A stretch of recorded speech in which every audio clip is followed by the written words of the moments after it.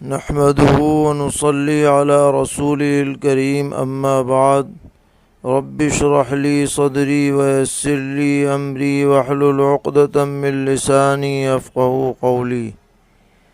دینی رہنمائی کی مجلس نمبر 125 میں سبھی سامعین کی خدمت میں السلام علیکم ورحمۃ اللہ وبرکاتہ عرض ہے۔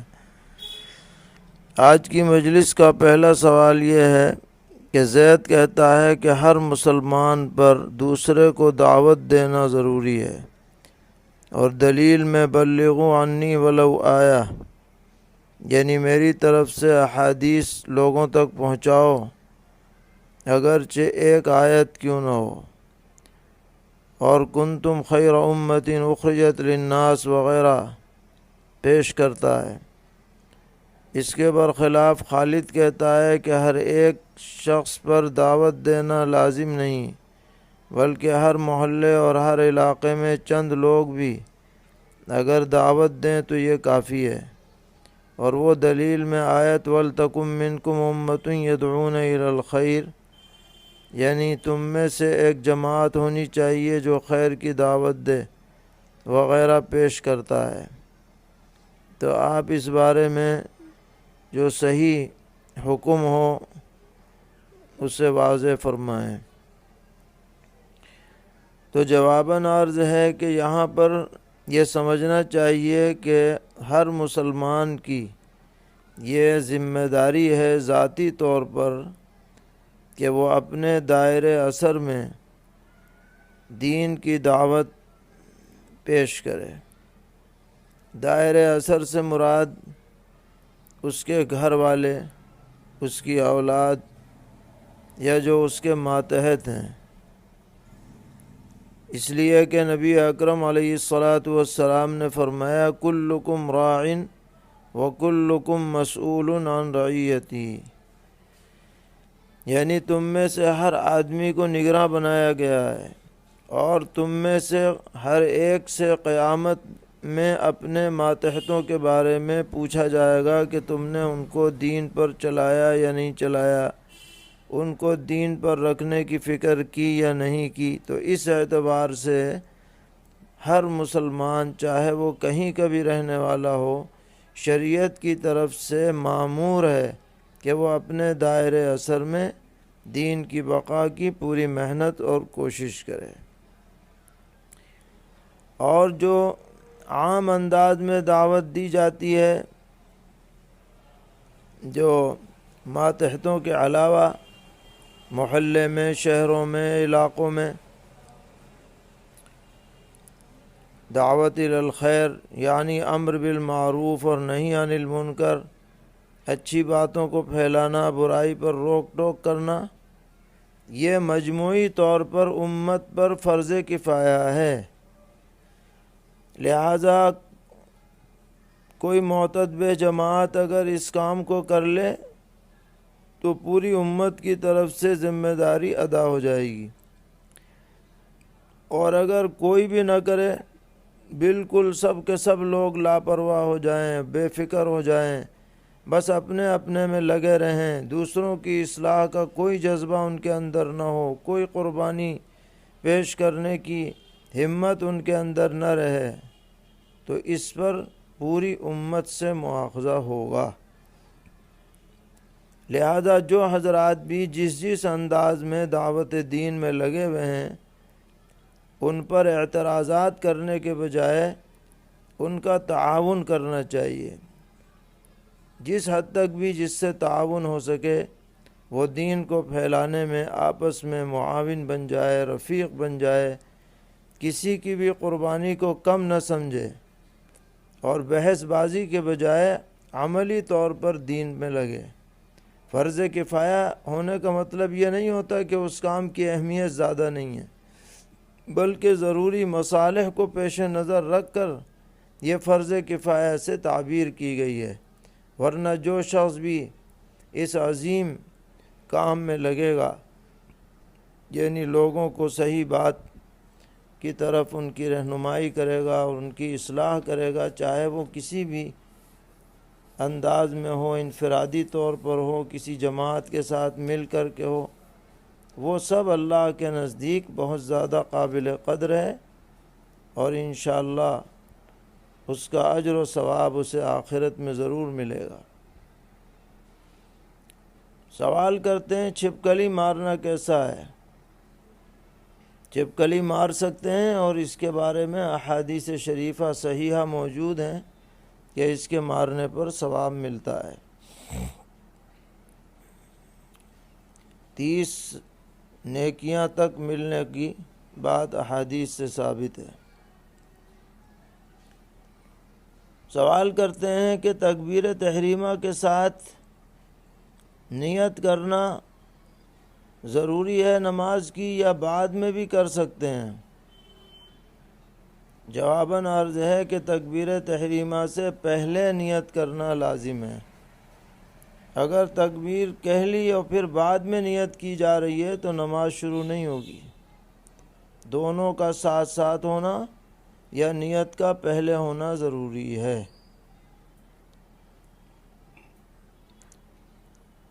پوچھتے ہیں کہ تکبیر تحریمہ کے لیے ہاتھ اٹھائے لیکن تکبیر پہلے ہی کہہ دی۔ کوئی بات نہیں، ہاتھ اٹھانا یہ صرف سنت کے درجے کی چیز ہے، اصل چیز تکبیر اور نیت ہے۔ اگر یہ پائی گئی تو نماز درست ہے۔ سوال کرتے ہیں کہ اولاً سنت کی نیت کر لی، پھر یاد آیا کہ مجھے تو فرض پڑھنی تھی، تو فرض کی نیت کر لی تو نماز درست ہوئی یا نہیں؟ جواباً عرض ہے کہ اگر دل میں پہلے ہی سے فرض پڑھنے کا ارادہ تھا اور غلطی سے زبان سے سنت کا لفظ نکل گیا تو نماز درست ہے، اس میں کوئی حرج نہیں۔ لیکن اگر اس نے واقعتاً سنت ہی کی نیت سے نماز شروع کی ہے اور درمیان میں یاد آیا کہ فرض پڑھنی تھی، تو اب یہ دیکھا جائے گا کہ اس نے جو فرض کی نیت کی ہے وہ بغیر تکبیر تحریمہ کہے ہوئے کی ہے یا تکبیر تحریمہ کے ساتھ کہی ہے۔ اگر اس نے اثرنو تکبیر تحریمہ پڑھ کر کے فرض کی نیت کی تو اس کا فرض ادا ہو جائے گا، اور اگر بغیر تحریمہ کے نیت کی ہے تو سنت ہی رہے گی یا نفل رہے گی، فرض ادا نہیں ہوگا۔ پوچھتے ہیں عشاء کی نماز میں عشاء کے بجائے عصر کی نیت سہون زبان سے نکل گئی، ارادہ عشاء کی نماز پڑھنے کا تھا، تو اگر دل میں ارادہ عشاء کا تھا تو نماز درست ہے، کیونکہ عصراً نماز میں نیت کا اعتبار ہوتا ہے، جو زبان سے الفاظ کہے جا رہے ہیں اس کا نہیں اعتبار ہے، نیت جو ہے اس کا اعتبار ہے۔ پوچھتے ہیں میرے بالغ ہونے کے بعد مجھے غسل کی حاجت ہوتی تھی، لیکن مسئلے کی ناواقفیت کی وجہ سے کبھی غسل کیا کبھی ویسے ہی نماز پڑھ لی، کافی عرصہ اسی میں گزر گیا، اب مجھے مسئلہ معلوم ہوا ہے تو میں ان دنوں کی نماز کیسے دہراؤں؟ جواباً عرض ہے کہ آپ زیادہ سے زیادہ اس طرح کی جو نمازیں پڑھی ہیں اس کا ایک اندازہ مقرر کر لیں اور اس حساب سے نماز قضا کر لیں، اور باقی اللہ تعالیٰ معاف فرمائیں گے۔ پوچھتے ہیں قرآن کریم پڑھنے کے لیے تیمم کیا جا سکتا ہے؟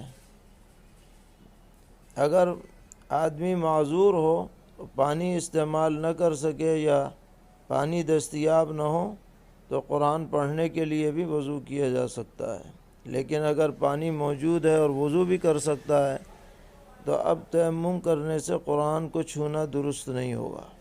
پڑھنا تو بہرحال اگر حالت جنابت نہ ہو تو درست ہے، اس کے لیے وضو ضروری نہیں، لیکن قرآن کریم کو چھونے کے لیے وضو یا حسب شرائط تیمم ضروری ہوتا ہے۔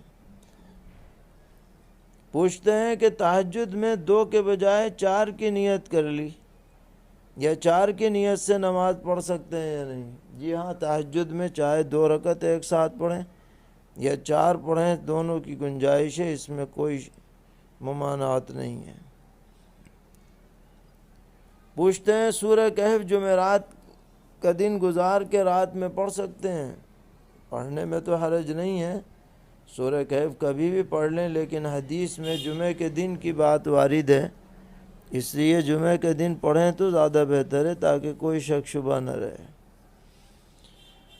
سوال کرتے ہیں کہ عصر کی نماز کے بعد قرآن پاک کی تلاوت و تسبیح پڑھ سکتے ہیں یا نہیں؟ جی ہاں، پڑھ سکتے ہیں، قرآن کی تلاوت میں بھی کوئی حرج نہیں، تسبیحات میں بھی حرج نہیں، صرف نفل نماز پڑھنا منع ہوتا ہے۔ نماز میں سجدے کے اندر عورت کو دونوں پیر ملانے چاہیے یا فصل کرنا چاہیے؟ ملا لیں تو اچھا ہے، لیکن کوئی ضروری نہیں ہے۔ پوچھتے ہیں میری مغرب میں امام کے ساتھ ایک رکعت چھوٹ گئی تھی، لیکن بعد میں جب میں ادا کرنے لگا تو بجائے ایک رکعت ادا کرنے کے میں نے بھولے سے 2 رکعت پڑھ لیں اور بیچ میں قعدہ بھی نہیں کیا، تو میری مغرب کی نماز صحیح ہوئی یا نہیں؟ جواباً عرض ہے کہ آپ کا فرض ادا نہیں ہوا، اس لیے کہ قعدہ اخیرہ چھٹ گیا جو کہ فرض ہے، لہذا اس نماز کو آپ بعد میں دوہرا لیں۔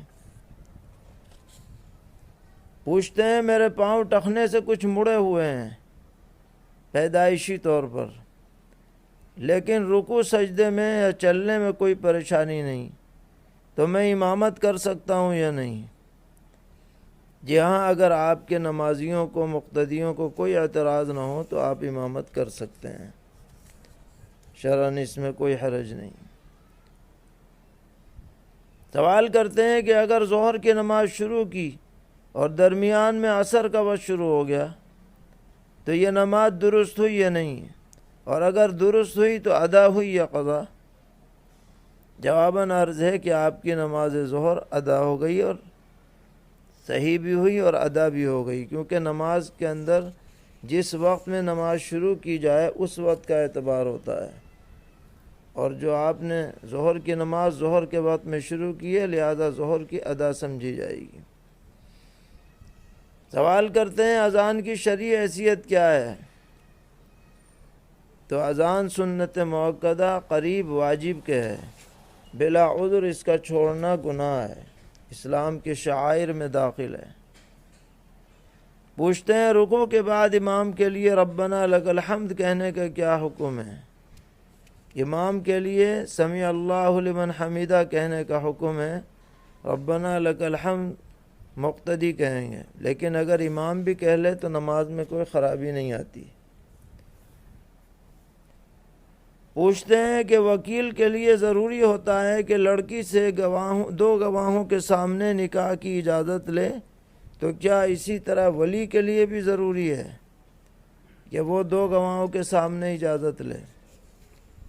یہ ایک اہم مسئلہ ہے، اور لوگ یہ سمجھتے ہیں کہ جو گواہ وکیل کے ساتھ لڑکی سے اجازت لینے جاتے ہیں یہی نکاح کے اصل گواہ ہیں، اور اسے ضروری سمجھا جاتا ہے۔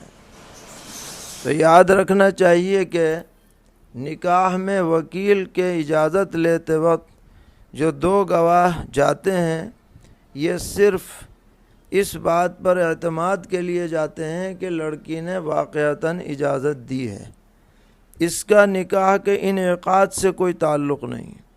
اگر یہ گواہ نہ بھی جائیں اور خالی وکیل اجازت لے کے آ جائے، یا وہاں جائے بھی نہیں، ٹیلی فون سے اجازت لے لیں کہ ہم تمہارا نکاح فلاں سے کرنے جا رہے ہیں اتنی مہر پر، اور پھر مجلس نکاح کے اندر ایجاب و قبول ہو جائے، تو جو وہاں پر گواہ موجود ہوں گے ان کا اصل اعتبار ہوتا ہے۔ اس لیے وکیل ہو یا ولی، لڑکی سے اجازت لیتے وقت کسی کے لیے بھی اپنے ساتھ گواہ لے جانا ضروری نہیں ہے، لے جائیں تو حرج نہیں۔ نکاح میں کون کون رشتہ دار گواہ بن سکتے ہیں اور کون نہیں؟ تو مجلس میں تو جتنے بھی حاضرین ہوں گے سب آٹومیٹک گواہ بن جائیں گے، چاہے ان کا نام رجسٹر میں لکھا جائے یا نہیں۔ اور لڑکی سے اجازت لینے کے لیے جو گواہ جا رہے ہیں وہ لڑکی کے ذی رحم محرم رشتہ دار ہونے چاہیے، مثلا باپ ہے، چچا ہے، ماموں ہے، بھائی ہے، نامحرم اجازت لینے نہ جائیں۔ پوچھتے ہیں نانی نے نواسی صالحہ کو دودھ پلایا تو اس نواسی کا نکاح اپنے ماموں یا خالہ کے لڑکے سے درست ہوگا یا نہیں؟ جواباً عرض ہے کہ یہ نواسی نانی کی سبھی اولاد جو نواسی کی خالہ یا ماموں ہوتے ہیں کی بہن کے درجے میں ہو گئی، لہذا ماموں کے لڑکے سے اس صالحہ کا نکاح درست نہ ہوگا، کیونکہ وہ رضاعی بہن بن گئی ہے اپنے ماموں اور اپنے خالہ کی۔ باپ کی غیر موجودگی میں لڑکی کا ولی کون کون بن سکتا ہے؟ چچا ہو، بھائی ہو، اور بعض صورتوں میں ماں بھی ولی بن سکتی ہے، اور بالغہ لڑکی کا نکاح ولی کی اجازت پر موقوف نہیں ہے بلکہ وہ خود اختیار اپنا رکھتی ہے۔ اگر غیر مسلم آدمی کسی کا نکاح پڑھا دے تو نکاح درست ہوگا یا نہیں؟ جواباً عرض ہے کہ اولاً پوری کوشش یہی ہونی چاہیے کہ نکاح مسلمان دیندار آدمی پڑھائے، لیکن اگر وکیل موجود ہو اور باقاعدہ ایجاب و قبول گواہوں کی موجودگی میں ہو تو غیر مسلم کا پڑھایا ہوا نکاح بھی شرعاً معتبر ہو جائے گا۔ مردوں کے لیے بھووں کے بال تراشنا کیسا ہے؟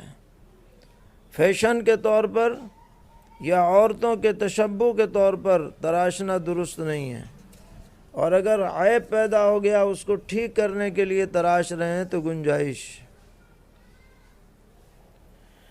پوچھتے ہیں منہ سے پھونک مار کر چراغ کو بجھا سکتے ہیں یا نہیں؟